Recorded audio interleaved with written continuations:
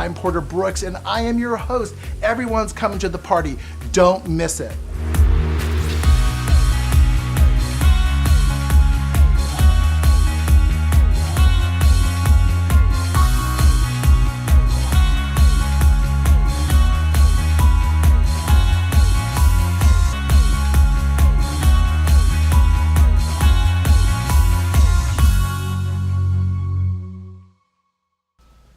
It's Porter Brooks. I'm your host on this episode, and it is all about paella, which is such an incredible memory for me.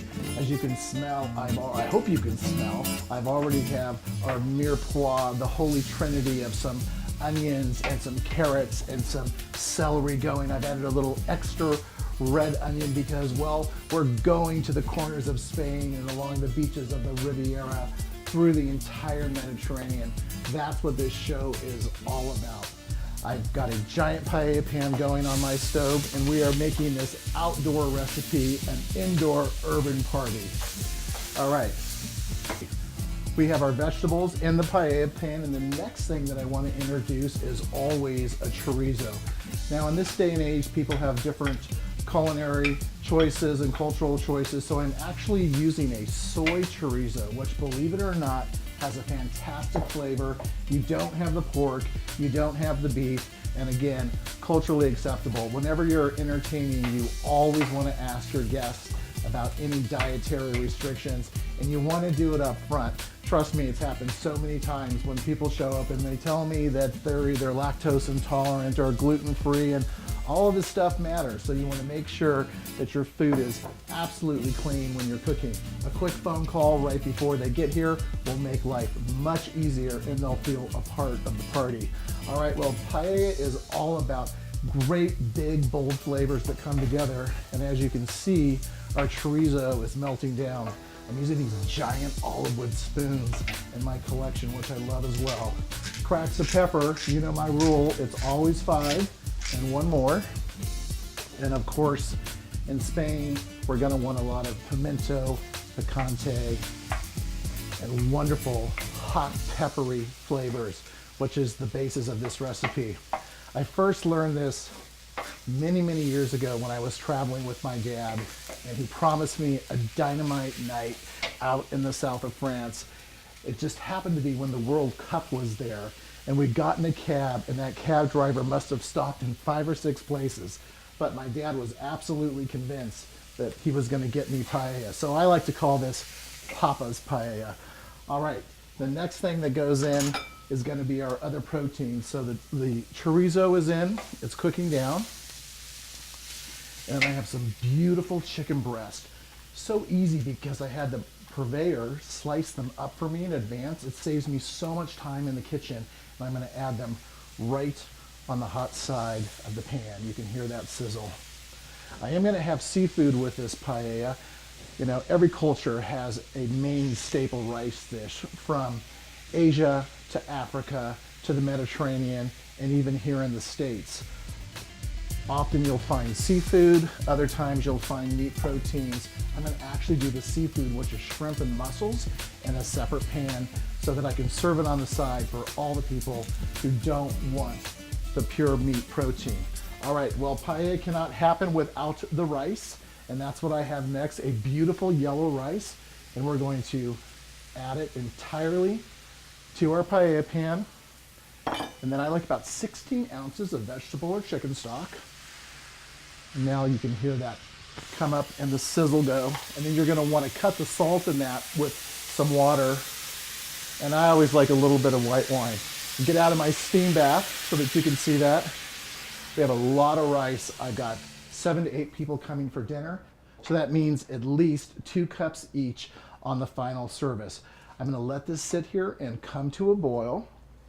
We're looking for that boil, which is exactly what I was after. Now's the time where we want to start layering our flavors and our seasoning. Well, it's Spain, so I can promise you I'm going to put in a little kick of some chili peppers right on top, and then a specialty beautiful smoky pimenton, a fantastic Spanish picante. I hope my guests like it spicy because that's how it's going in tonight. Next, we're gonna resalt and pepper with some more cracked pepper. And again, some more of our sea salt.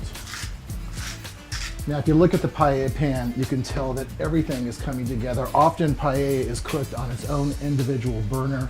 Sometimes it's done in the oven. I've actually done this in a Pyrex pan, so you can do it at home. No matter how small your space, I promise you we can get you a great taste. We're gonna stir this around to incorporate everything fully. And then I'm gonna start chopping some of my fresh peppers that we're gonna layer on top of our paella right before the service. This gives some great color and also some texture. Paella is a pretty mushy dish when it's served correctly because you have everything molded together. So I like to put some bright colors on the top. I picked out these beautiful yellow peppers. We're just gonna pull the ribs and the ends, and with our hand, take those seeds right out, and feel free just to cut straight across the top. And again, we want texture, so these aren't small pieces. Nice, big, beautiful chunks, easy, smooth movements. Create a great line with your knife every time. All right, yellow. Our reds, we'll bring these down a little bit. And if you get a seed or two in there, don't worry. These bell peppers are very mild. It's not like a jalapeno where seed is gonna create a lot of heat or make it uncomfortable for your guests. Last cut, great texture is gonna make all the difference. All right, well, if you haven't been following me, I'm all about my new tablet. That's how I'm keeping up with this episode today, and that's how you can keep up with me at home. When we come back from the break, I'm gonna tell you about this killer 3-bean salad that I had in Palermo, Italy one time. It's beans, some great herbs, and some garlic. It's wonderful. I know you're gonna love it. Don't miss this. I'm gonna be right back. Well, welcome back. If you're just joining us, I'm Porter Brooks, and wow, I've got some insane cloves of garlic. We are cooking a paella party right here in our urban space, which we're creating big and great taste for you. It's all about Spain, and it's all about friends on this episode today. I've added some whole cloves of garlic to our paella, which we've had on the stove. This is a time when we're gonna correct the seasoning. We're gonna look at all of the water content, and we're gonna make sure that everything is just perfect so that we can set it aside and let it simmer and get that beautiful, gorgeous crust that I already see coming out from the bottom. All right, now before I went to break, I promised you the quickest salad in the world. Ready? A can with the juices, a can of black-eyed peas, right?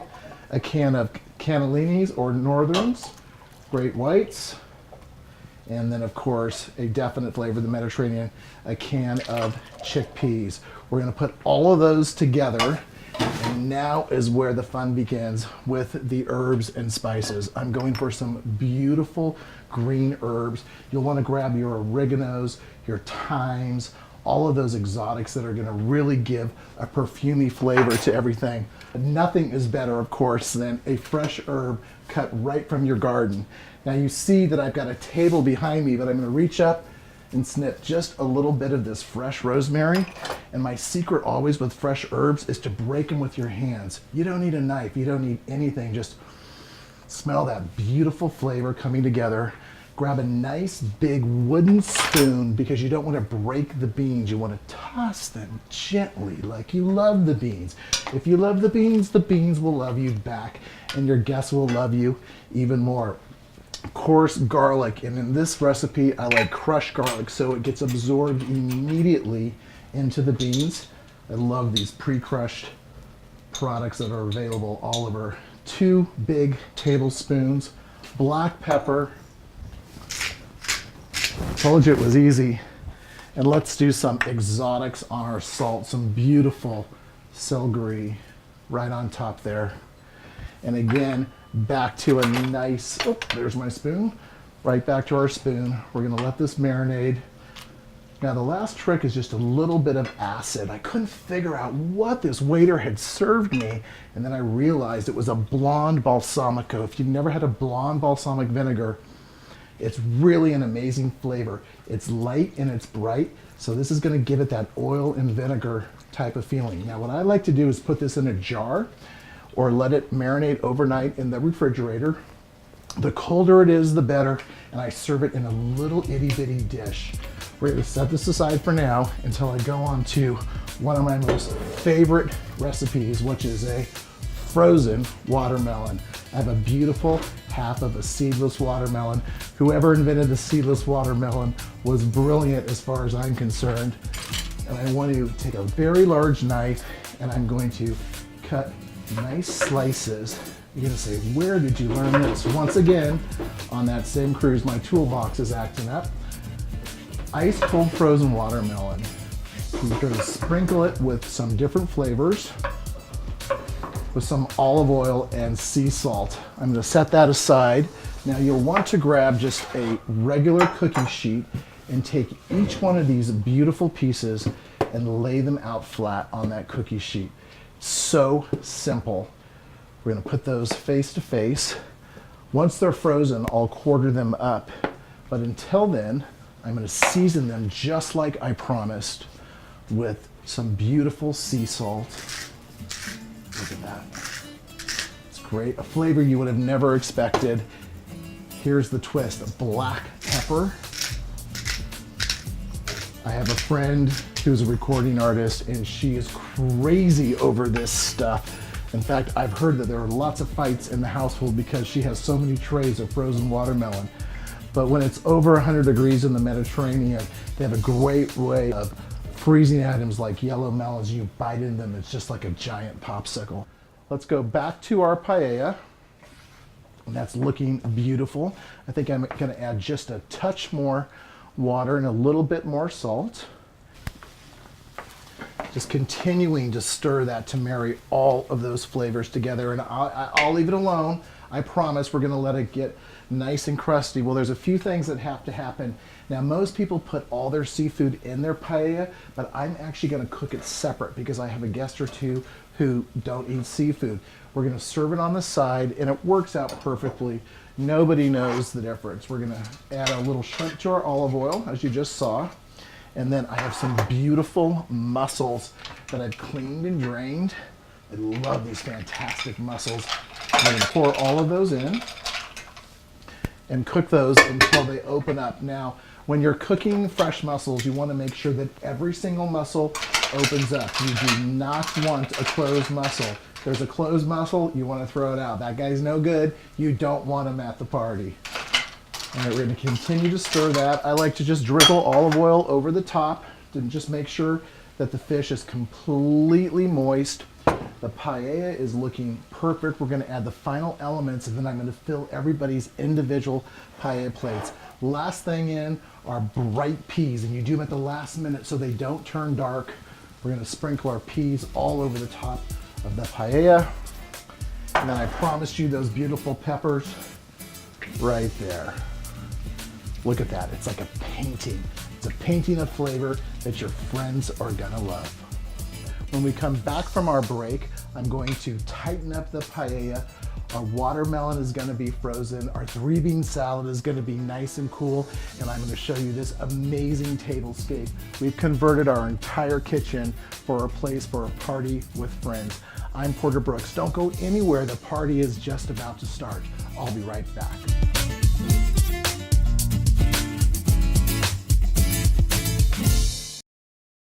Well, if you're just joining us, I'm Porter Brooks. These are my rowdy friends in the back, and we are having a paella party. And of course, what else am I gonna pour but very inexpensive Rioja. Hi, Joe, welcome back.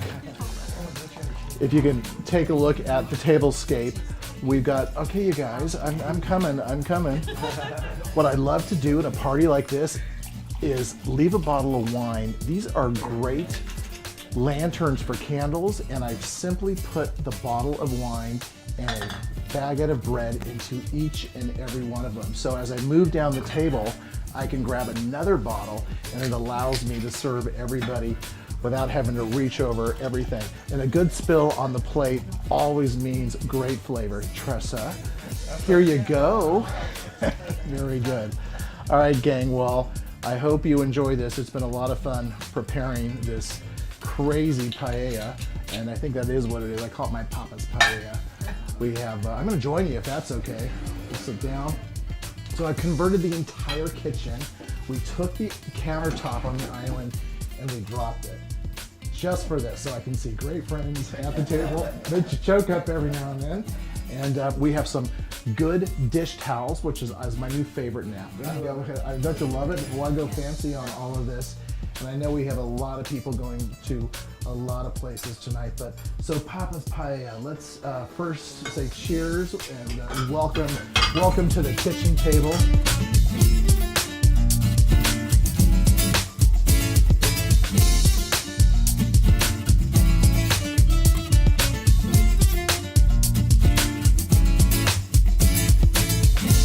All right, so dig into your paella. Let me know. So you see why I add the peas at the very last minute, because they're still bright and green.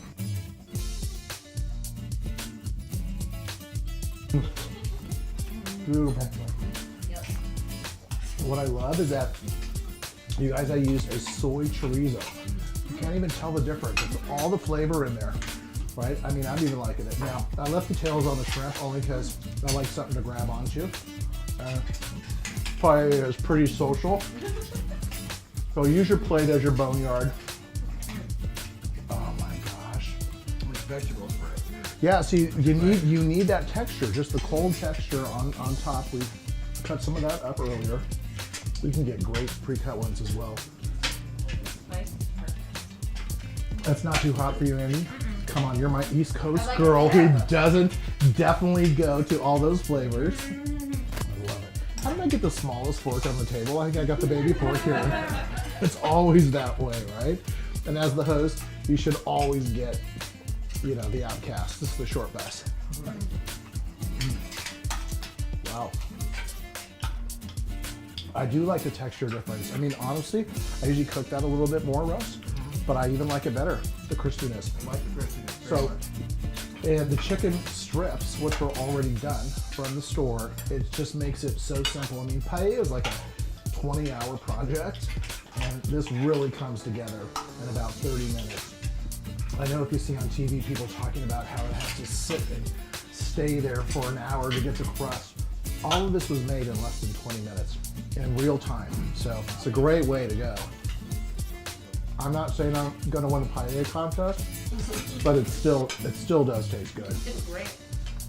And the texture is perfect. Yep, you don't want it too mushy. So Matt, where are you playing tonight? At the Essex House. New York. A wedding. One of we're lucky to have a couple of New York's most talented at the table tonight. A lot of fun nights in this loft. That's for sure. Well, it's very exciting because Anna's show's next Tuesday. Anna's show is next Tuesday, and it's too bad we can't rerun this every time, so that it will be next Tuesday. But yes, continuing on, Anna does have a show coming up, and it's always good to, well, you can check us out online, right? Always tweet me at the Porter Brooks. We'll figure out where you all are. You can't hide from me. I've got you in my kitchen, eating off my table, right? There you go. There you go. Oh my gosh. Tressa, how's work? Long hours. Long hours. I know the feeling. The peppers have such a fresh burn. Yeah, you just don't expect that. And it's easier. It's one less thing you have to cook. It's one less thing you have to do. And like I said, you could even get them pre-prepped at the store. It's so simple though to cut up a bell pepper. All right, now, it's not as chilled as I would like, but grab a hold of just a little bit of your bean salad.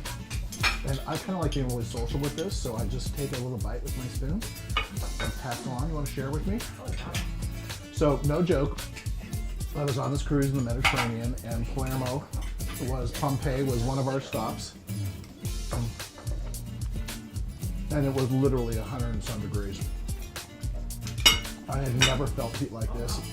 And everybody was out on their cruise excursions, and I literally got halfway up the hill to Pompeii. I thought, I'm sure it was a big volcano. I'm sure I'm sure it's real, and I've got to sit down, and I've got to sit down now. And I was trying to ask for a gelato, something cold, because they had one of those freezers on the street. And the guy brought me these ice cold 3 beans and a Pellegrino, and really simple, basic peasant flavor, which is really the way excuse me, I like to cook. Being raised in the South and never having my beans cold. That's true. How is that? Yeah, it's true, because you would think low country that they would have had something like a, well, you know, on the West we had, I remember being a kid, they have 3-bean salad, right? But so that was a kidney bean, green beans. Well, they came from this great place that served a lot of fried chicken, as I remember my mother would bring home 3-bean salad. See, I remember 3-bean salad, which was like, wow, this is something very new. Absolutely I was in college crazy. at the time, so Really? Not to date me, but Well- before then, we never had anything cold like beans. Yes. My Well, mother just didn't cook. when it's warming up, there's nothing greater than, you know, different textures and different flavors. And you guys, I really appreciate you coming tonight. This is one of the things I've wanted to do in this space for so long. Dear friends, and like I said, all the recipes, you can get all this stuff. Just tweet it out at the Porter Brooks, and you can find us online, all of us most likely. But right now, we're going to have to say goodbye until the next episode. It's been so fun having you here. All the paella, all the fun, all the friends. I'm Porter Brooks, and until next time, I want you to join me when I'm entertaining the world one table at a time. Cheers. To you. Yes.